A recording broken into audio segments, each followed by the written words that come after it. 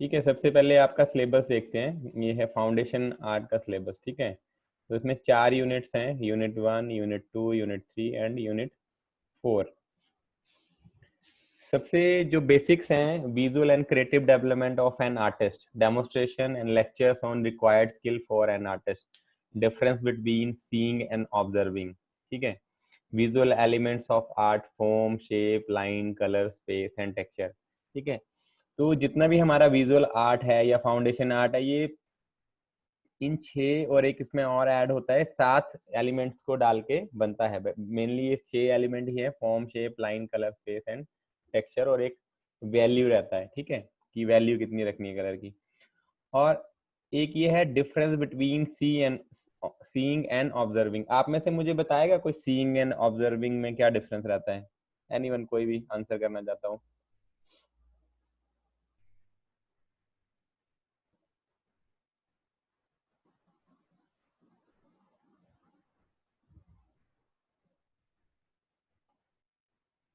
No?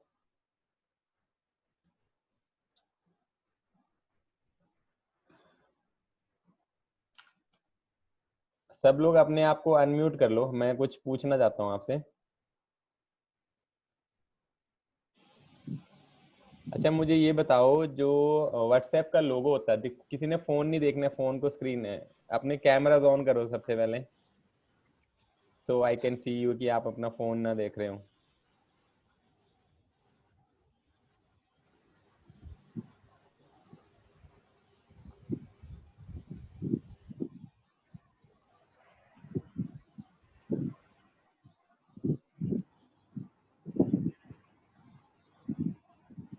अपने cameras ना on ही रखा करो, कोशिश किया करो, ताकि मैं भी आपके फेसेस से फेमिलियर हो जाऊंगा। नहीं तो ऐसे लगता है ये कौन आ गया स्टूडेंट, ये तो नया स्टूडेंट है कोई।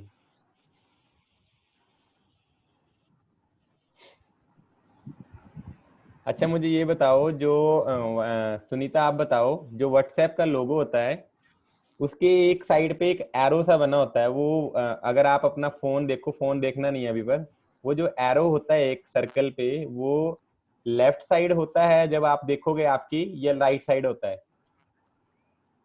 जब आप उस लोगो को देखोगे तो लेफ्ट होता है आपके या राइट में होता है? अगर आपके सामने, जैसे मेरे सामने ये फोन है, तो मेरे अभी वो जो एरो है वो लेफ्ट में है या राइट में है? तो लेफ्ट में है। लेफ्ट में होता है। नीचे होता है या ऊपर होता है? नीचे होता है। नीचे होता है। ओके। और जो फोन वाला, एक फोन वाली शेप बनी होती है, वो यस। उसकी जो फोन सुनने वाला जो है, जैसे ये है, वो लेफ्ट की साइड होता है या राइट की साइड होता है? जो उसका माइक होता है, मतलब बोलने वाला, फोन की शेप होती है ना एक बीच में, सर वो भी लेफ्ट में होता है। माइक लेफ्ट की तरफ होता है। माइक माइक मतलब जिस साइड से बोलना है, वो आपके राइट में होगा या लेफ्ट में होगा? आप बताओ सर, जसप्रीत। सर जब हम कॉल करते हैं तब। नहीं नहीं नहीं नहीं, जो व्हाट्सएप का लोगो है उसमें एक आइकन होता है फोन का, आपने देखना नहीं है अभी। Yes yes sir. वो आइकन बताओ, उसका जो माइक होता है, जो उस फोन में, अगर इमेजिन कर लो, आपको पता चल ही जाएगा अब उसका जो माइक होता है वो आपके, अब जब आप अपना फोन देखोगे तो वो राइट में होता है या लेफ्ट में होता है?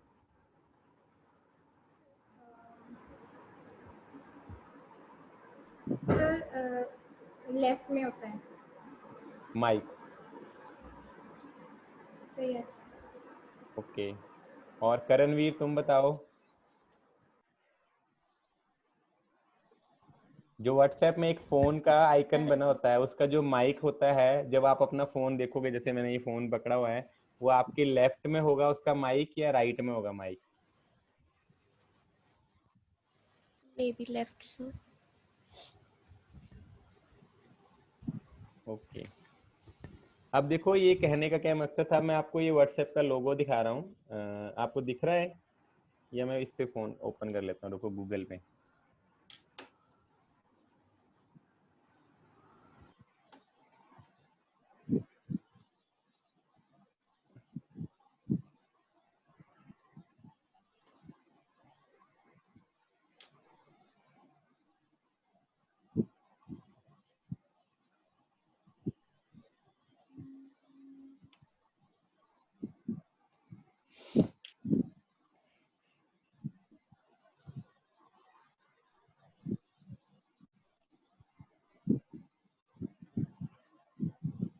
अब ये देखो व्हाट्सएप का लोगो खुल गया।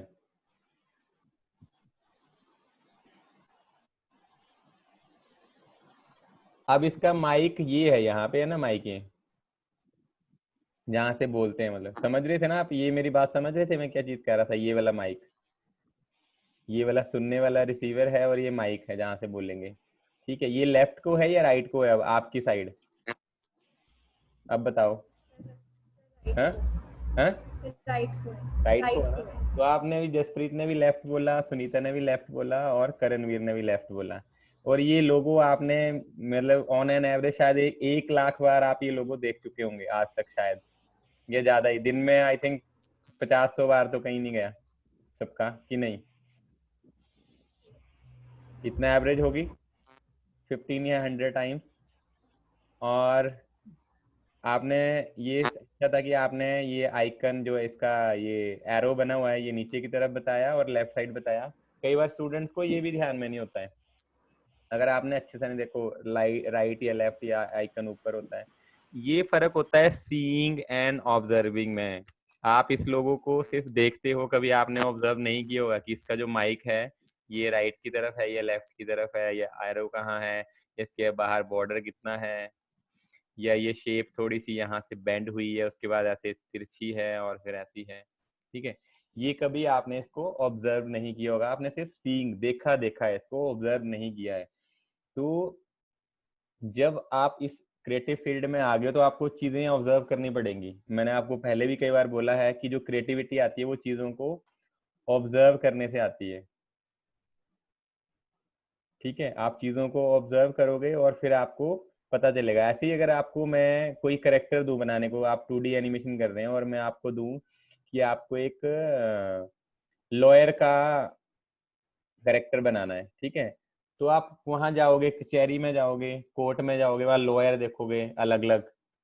किसी लॉयर का आपको कॉस्ट्यूम अच्छा लगेगा और किसी लॉयर के आपको उसका बॉडी लैंग्वेज अच्छी लगेगी, किसी लॉयर का आपको हेयर स्टाइल अच्छा लगेगा। ठीक है, तो आप थोड़ी थोड़ी चीजें वहां से ऑब्जर्व करके पिक करोगे और अपने करेक्टर में डाल दोगे। तो this is the basic difference between seeing and observing. ठीक है, तो आपके लोगों के लिए, सबके लिए असाइनमेंट क्या है? अब कल आपने एक छोटा सा नोट बनाना है 10 से 15 लाइन का, और उसमें आपने लिख के, ठीक है, in any language, in English और in Hindi but not in Punjabi, आपको वो पीडीएफ शेयर करना है ग्रुप में, या एक आईडी मैं आपके साथ शेयर कर लेता हूँ, kmbanimation@gmail.com, उस पर शेयर करना है आपको सीइंग एंड ऑब्जर्विंग का अपनी तरफ से। जैसे मैंने व्हाट्सएप का लोगो या कुछ आपको एग्जांपल दिया, ऐसे आपने लिख के उसको समझाना है कि what is the difference between seeing and observing. जो नेट पे होगा वो सब लोग मत कॉपी करना, नहीं तो मेरे पास वो सेम आंसर्स आएंगे, राइट? तो आप आईडी लिख लो सब लोग, या ग्रुप में अभी डाल देता हूँ मैं आपको साथ के साथ, ताकि अपने सब्जेक्ट में ईमेल में मेंशन करना है कि सीइंग एंड ऑब्जर्विंग असाइनमेंट, आगे अपना रोल नंबर और नाम। ठीक है, ये करके आपको मेल करना है कि आपको एक्सप्लेन करना है सीइंग एंड ऑब्जर्विंग में क्या डिफरेंस है। सबको क्लियर हुआ? कुछ आपने इसमें पूछना हो?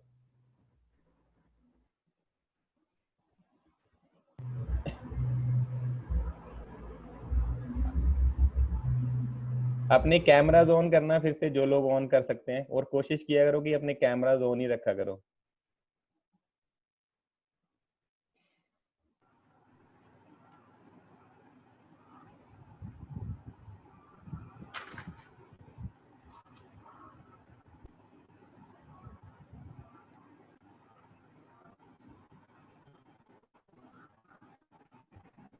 अच्छा Sunita,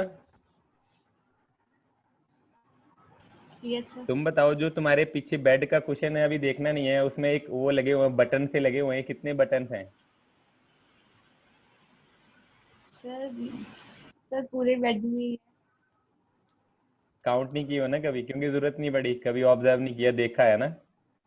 yes. This is the basic difference between, जब आप एक एज ए आर्टिस्ट की तरह काम करोगे तो आपको चीजों को ऑब्जर्व करना होगा। हमने इस तरह के बटन ऑब्जर्व नहीं करने, मैं जस्ट आपको एग्जांपल दे रहा हूँ कि उस टाइम पे हमें एक छोटी छोटी माइन्यूट डिटेल में जाना पड़ता है कि करेक्टर कैसा है। जैसे मैंने लॉयर का एग्जांपल दिया, जैसे आपको कोई बेगर दिखाना है कि कोई बेगर है और उसको आपने अपने एनिमेशन शॉर्ट फिल्म में या फिल्म में दिखाना है, तो ये नहीं कि आपने एक बेगर को देखा और उसको आपने बना दिया। आपको अलग अलग बैकग्राउंड देखने पड़ेंगे। जैसे मैं बता रहा था, किसी के कॉस्ट्यूम अच्छे लगेंगे, किसी की बॉडी लैंग्वेज अच्छी लगेगी, किसी के हेयर स्टाइल अच्छा लगेगा, मतलब अलग अलग डिपेंडिंग अपॉन सिचुएशन की आपको पिक करना पड़ेगा। अदरवाइज जैसे आपको कभी कोई मैं टॉपिक दूं कि जैसे शायद आपने मेरा फेस नहीं देखा होता या मैंने जैसे आपके फेसेस नहीं देखे थे, तो मैं ऐसे ही इमेजिन करता था कि राजवीर शायद ऐसे होगी, मंजीत कुछ ऐसी होगी, सुनीता कुछ ऐसे, क्योंकि मैंने आपको देखा नहीं था। तो हम अपने अकॉर्डिंगली मैनेज करते हैं। बट एनिमेशन में ऐसा नहीं है। हमने ऑडियो के थ्रू नहीं कुछ दिखाना है। या कभी आपने ऑडियो बुक सुनी होंगी या कुछ नॉवल सुने होंगे, तो आप एक इमेजिन करते हो, पिक्चर बनाते हो। अब जैसे मैं एक आपको एग्जांपल देता हूँ। मैं basically I am from Himachal. मैं अभी पालमपुर में हूँ। पालमपुर के साथ एक स्टेशन पड़ता है जगतसिंहपुर, ठीक है। तो आप इमेजिन करो, मैं जहाँ भी बैठा हूँ इससे 500 मीटर दूर, यहाँ पे मेरे लेफ्ट साइड पे 500 मीटर दूर ब्यास रिवर चलती है। और मैं थोड़ा सा अगर यहाँ से 10 मीटर जाऊंगा तो मुझे आवाज सुन जाती है नदी की, ठीक है, जो एक पानी जाता है जो पंजाब में ब्यास में आता है। तो अब और मेरे राइट साइड पे 100 मीटर दूर पे नेशनल हाईवे है, वहां पे रोड जाता है और पिछली साइड को पहाड़ी है। और मैं वहां पे बैठ के अपने घर से आपकी क्लासेस ले रहा हूँ। तो आप लोगों ने, सब लोगों ने, आई थिंक आपकी माइंड में भी एक पिक्चर बनी होगी। बनी या नहीं बनी? जब मैं आपको बता रहा था कि पता नहीं नदी कैसे होगी। अब मुझे तो पता है कि मैं यहाँ की एग्जैक्ट लोकेशन क्या है, बट आप लोग यहाँ पे नहीं आए हो, तो आपने अपने अकॉर्डिंगली लोकेशन उसकी क्रिएट करी होगी कि ऐसी नदी होगी, ऐसे पहाड़ होंगे, या शायद आपने कोई पहले नदी देखी होगी, उसको थोड़ा मॉडर्ड वे में सोचा होगा। बताओ मंजीत, यस सर। बताओ। अनम्यूट करो अपने आप को। पहले मुझे ये बताओ, आपके माइंड में आपने कुछ इमेजिन किया, कोई पिक्चर बनी है आपके माइंड में? Yes sir. कुछ नदी सोची होगी आपने, या शायद आपने आपने कोई नई रिवर सोची, या जो कहीं रिवर देखी थी उसको मॉडर्ड वे में, या उसको एज इट इज सोचा आपने?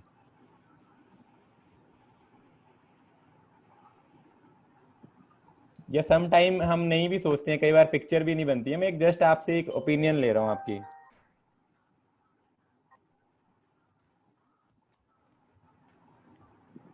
आप बताओ Sunita.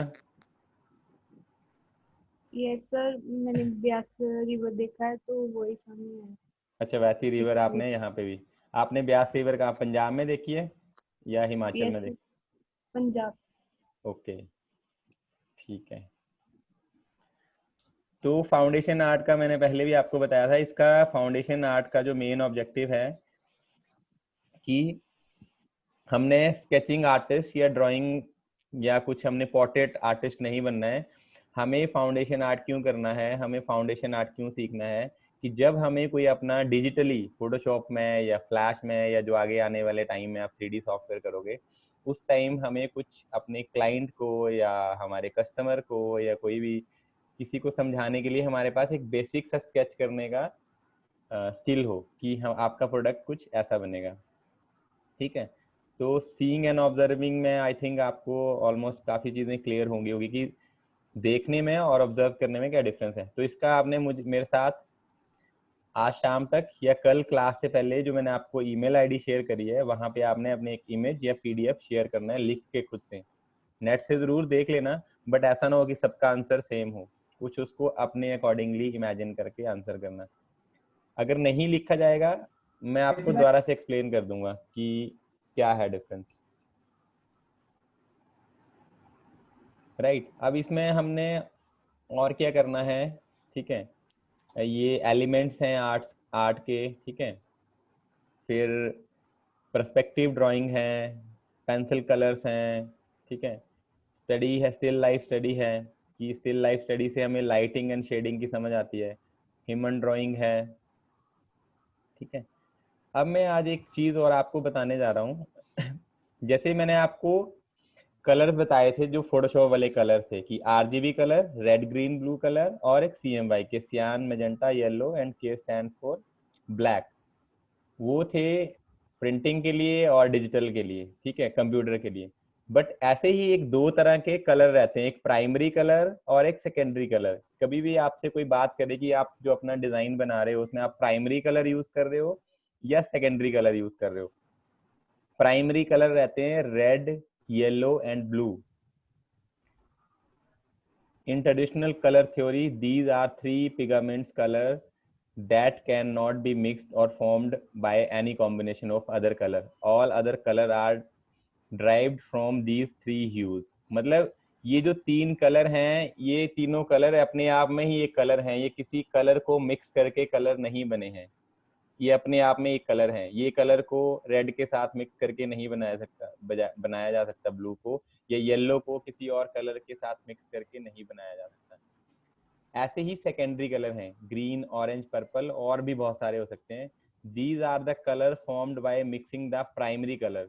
The component of each primary color, red, blue and yellow, is roughly the color made by mixing the other two in a subtractive system।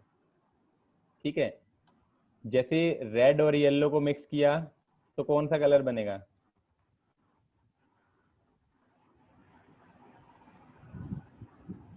Orange sir. Orange. ठीक है, और ब्लू और red को mix किया?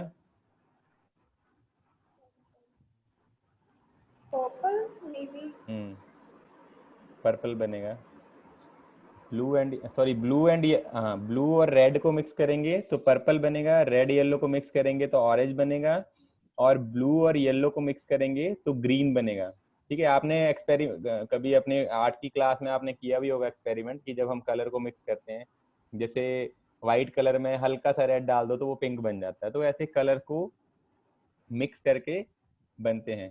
ठीक है, अलग अलग कलर को सेकेंडरी और, तो ये आपने हमेशा ध्यान में रखना कि प्राइमरी कलर्स कौन से होते हैं और सेकेंडरी कलर कौन से हो सकते हैं। ये आपको प्रैक्टिकल में भी पूछा जा सकता है, और लाइफ टाइम एक आर्टिस्ट को, an artist should know what are the primary colours and secondary colours. ठीक है, और ऐसे टेरिटरी कलर्स होते हैं, blend of primary and secondary. ये अभी नहीं, छोड़ देते हैं इसको, ये अभी हम नहीं करेंगे। ठीक है, CMYK है, RGB है।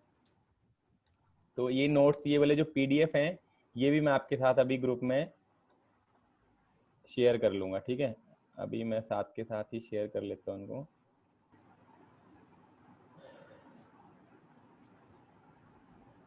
ऐसे एक और इसको बाद में शेयर करता हूँ। एक और हमारे पास चैप्टर है फाउंडेशन आर्ट। ये फाउंडेशन आर्ट क्या है? ठीक है, art creates aesthetics output that are stimulating to the human sense. Painting हो सकते हैं, स्कल्पचर्स हो सकते हैं, dance, stage, film, performance, music are good example. ये सारे आर्ट हैं, फाउंडेशन आर्ट नहीं है बट ये आर्ट है। डांस एक आर्ट है, स्टेज एक आर्ट है, फिल्म परफॉर्मेंस एक आर्ट है, म्यूजिक एक आर्ट है, स्कल्पचर, पेंटिंग, ये सारे आर्ट हैं। ठीक है, ऐसे टर्म ग्राफिक आर्ट अगर बात करें तो refer to drawing and printing making in general. ये ग्राफिक आर्ट हो गया कि हमें ड्राइंग और प्रिंट कर रहे हैं। ठीक है, in the modern concept it refers to digital art concern with images creation और मैनिपुलेशन। जो आप कर रहे हो फोटोशॉप में, that is what, graphic art. ऐसे प्लास्टिक आर्ट है, refer to creation of visual artifacts using stone, clay, metal और प्लास्टिक। जैसे कोई प्लास्टिक के स्कल्पचर बनते हैं, ठीक है, कोई छोटे छोटे शो पीसेस बनते हैं, वो that is plastic art. Stone के हो सकते हैं, क्ले के हो सकते हैं। फिर है ऑडिटरी आर्ट, म्यूजिक जैसे आप क्रिएट करते हो वो भी एक आर्ट है कि हम कोई म्यूजिक बनाते हैं, कोई ढोल की बीट है या कुछ अलग अलग बीट है। ऐसे परफॉर्मिंग आर्ट है। ठीक है, एक्टिंग या स्टेज पे हम जो कुछ करते हैं वो परफॉर्मिंग आर्ट आ जाता है। ठीक है, अप्लाइड आर्ट है। अप्लाइड आर्ट होता है जो हम कोई डेली लाइफ में, जैसे कोई इंडस्ट्रियल डिजाइन है, जैसे ये फोन है एक इंडस्ट्रियल डिजाइन है, ये भी एक आर्ट है, अप्लाइड आर्ट है। ठीक है, फैशन डिजाइन है, इंटीरियर डिजाइन है, आपका बेड डिजाइन हुआ है, आपका सोफा डिजाइन हुआ है, that is also design and that is applied art. ठीक है, फिर है वर्चुअल आर्ट। ठीक है, refer to art created using virtual generally digital techniques through they may still be classified under graphic art. Graphic art के अंदर ही आ जाएगा, but virtual art में और क्या एक्स्ट्रा होता है ग्राफिक आर्ट से? जैसे गेम आर्ट हो गया, वो वर्चुअल आर्ट है जो आप गेम्स देखते हो, या वेब आर्ट हो गया जो आप वेबसाइट देख रहे हो, कोई व्हाट्सएप की साइट देख रहे हो, फेसबुक आप यूज कर रहे हो, वो भी एक आर्ट है। इसी तरह से फाइन आर्ट आता है, ग्राफिक आर्ट आ जाता है उसमें, प्लास्टिक आर्ट आ जाता है, ये सारी चीजें फाइन आर्ट्स में आ जाती हैं। फाउंडेशन आर्ट फिर क्या है exactly? Foundation art is the summed up concept, principle and techniques that are the basic to the visual art. जो विजुअल आर्ट में चीजें यूज होती हैं, सारे कॉन्सेप्ट प्रिंसिपल अलग अलग, जैसे कोई उसके विजुअल एलिमेंट्स के टेक्निक्स हैं या प्रिंसिपल्स हैं, वो सारों को सम अप करके उसको फाउंडेशन आर्ट कहा जाता है। अब क्वेश्चन आता है कि why foundation art for animation, कि एनिमेशन की why an artist should learn foundation art, why it is necessary. ठीक है, as a dynamic art form animation drives heavily from the fine arts. It is a beautiful combination of graphic, plastic, visual art and performing art. The modeler, animator or texture artist may be working with the state of art tools, but without learning anatomy and proportion, a character designer will never be able to design a convincing character. Without understanding the principle of static and dynamic composition, a layout artist will never be able to stage or lay out the animation in a proper way. अब इसमें आपने ये दो term सुनी है, anatomy पता है आप लोगों को? एनाटॉमी क्या होती है?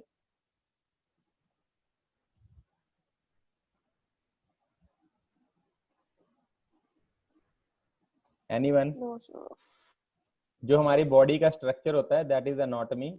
अब आपने क्या करना है, जो आप हमारी जो बॉडी होती है, जो हम इंडियन लोग होते हैं, आपने एक ऐसे करके अपना हाथ रखना है अपनी हेड पे, और यहाँ चिन तक आपने एक इतने साइज का धागा तोड़ लेना है छोटा सा, ठीक है?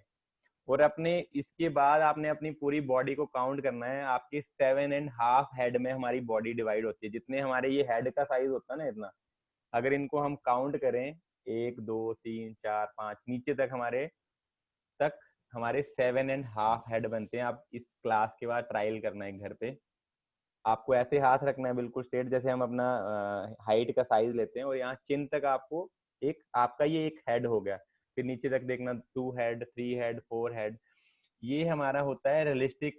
अगर आपको कोई करेक्टर दिखाना है तो उसको 7.5 हेड में हमने डिजाइन करना है। बट ऐसे कई कार्टूनिस्ट करेक्टर होते हैं वो 2.5 हेड में होते हैं, या 2 उसमें हेड प्रपोर्शन में होते हैं। तो जब तक हमें ये एनाटॉमी का पता नहीं होगा कि हमारी ये वाली बोन यहाँ पे कैसे ज्वाइन होती है, तो हम अपने कैरेक्टर को अच्छे से एनिमेट भी नहीं कर पाएंगे और मॉडल भी नहीं कर पाएंगे।